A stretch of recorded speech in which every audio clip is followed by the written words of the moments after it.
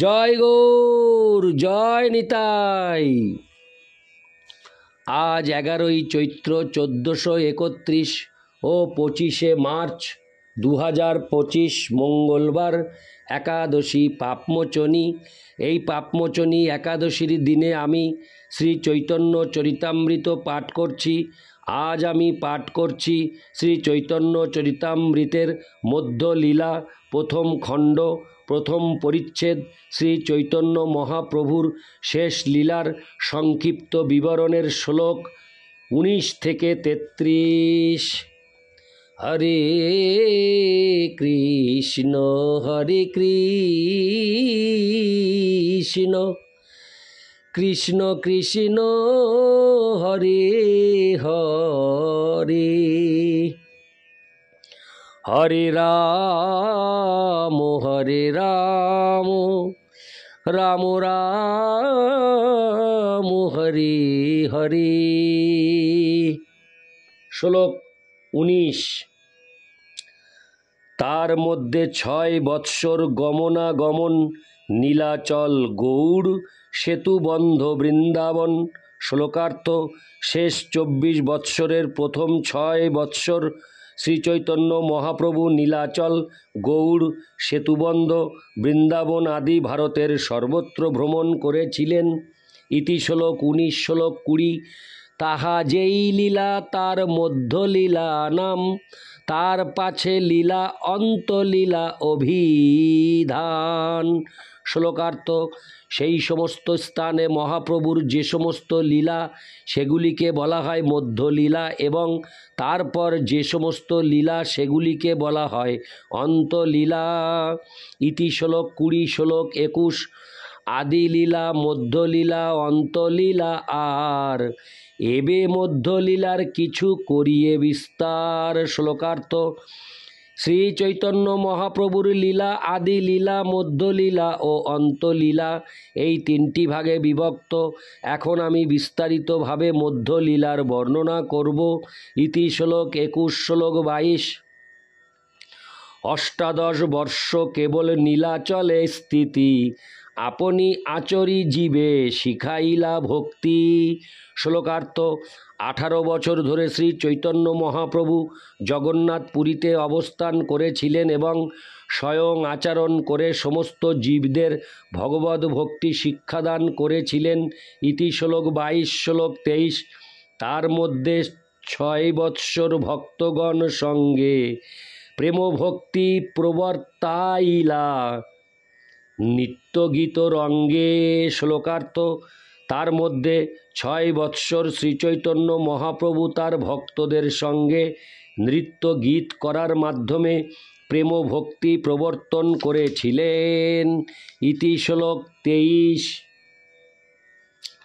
শ্লোক 24। নিত্যানন্দ গোসাঙ্গীরে পাঠাইল গৌড় দেশে, তেহ গৌড় দেশ ভাসাইল প্রেম রসে। শ্লোকার্থ: শ্রী চৈতন্য মহাপ্রভু শ্রী নিত্যানন্দ প্রভুকে জগন্নাথপুরী থেকে বঙ্গদেশে পাঠিয়েছিলেন। তখন বঙ্গদেশের নাম ছিল গৌড় দেশ, এবং শ্রী নিত্যানন্দ প্রভু অপ্রাকৃত ভক্তিরসের দ্বারা সারা দেশ প্লাবিত করেছিলেন। ইতি শ্লোক 24। শ্লোক 25। সহজেই নিত্যানন্দ কৃষ্ণ প্রেমোদ্দাম, প্রভু আজ্ঞায় কইল যাহা তাহা প্রেমদান।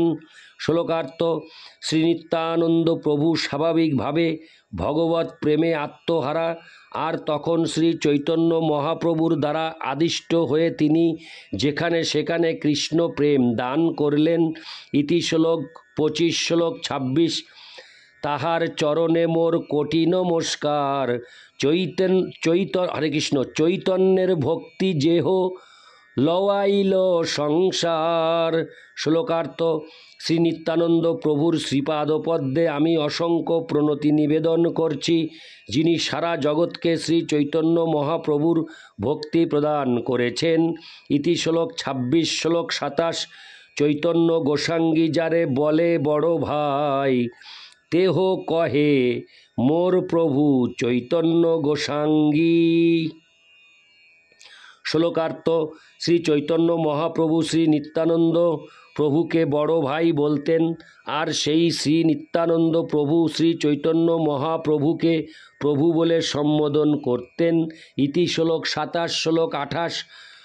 যদ্যপি আপনি হয়ে প্রভু বলরাম, তথাপি চৈতন্যের করে দাস অভিমান।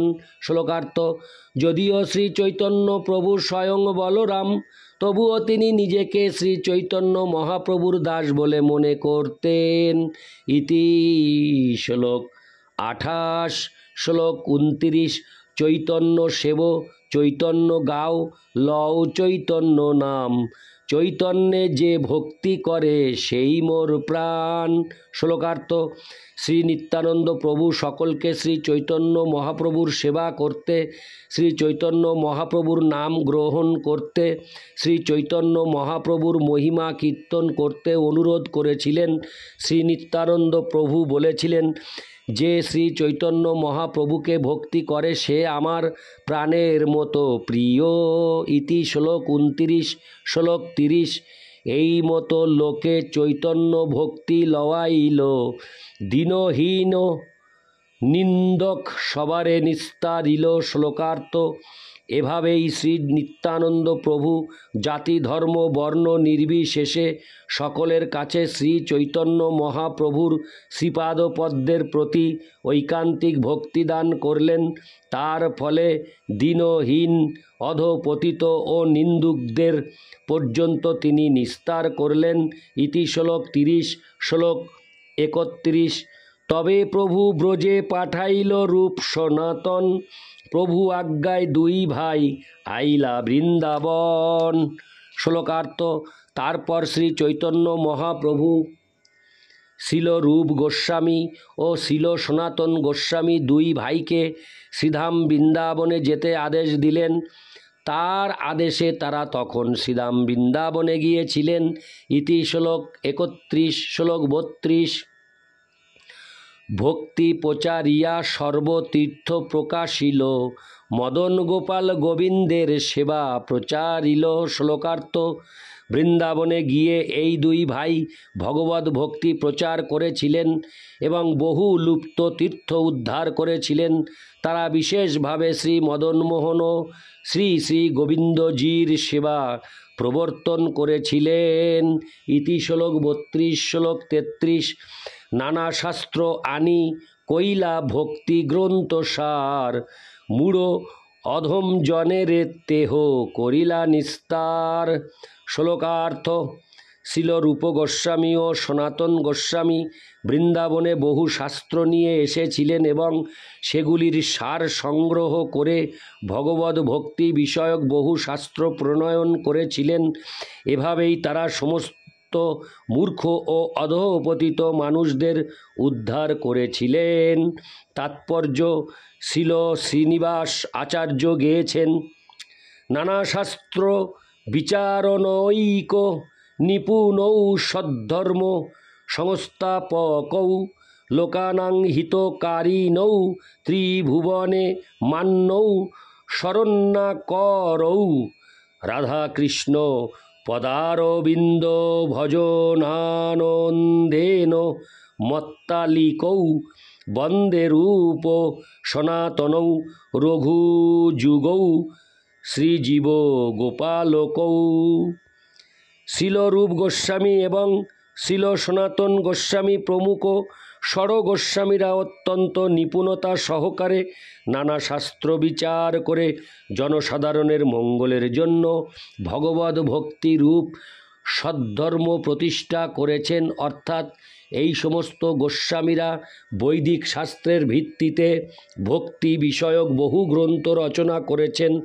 ভগবত ভক্তি কতকগুলি আবেগপ্রবণ কার্যকলাপ নয়, সমস্ত বৈদিক শিক্ষার সারমর্ম যে ভগবত ভক্তি, সেই সত্য প্রতিপন্ন করে ভগবদ্গীতায় 15:15 ভগবান বলেছেন, বেদশ্চ সর্বৈরহমেব বেদ্য সমস্ত বৈদিক শাস্ত্রের উদ্দেশ্য হচ্ছে শ্রীকৃষ্ণকে জানা এবং ভগবদ ভক্তির মাধ্যমে কিভাবে শ্রীকৃষ্ণকে জানা যায় তা বৈদিক প্রমাণের ভিত্তিতে শিল রূপ গোস্বামী ও সনাতন গোস্বামী বিশ্লেষণ করেছেন।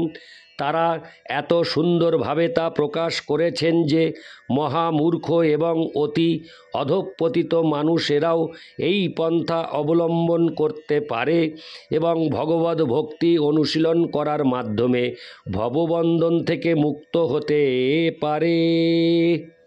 ইতি শ্লোক 33। হরে কৃষ্ণ কৃষ্ণ কৃষ্ণ হরে হরে, হরে রাম রাম রাম হরে হরে। জয় গৌর, জয় নিতাই।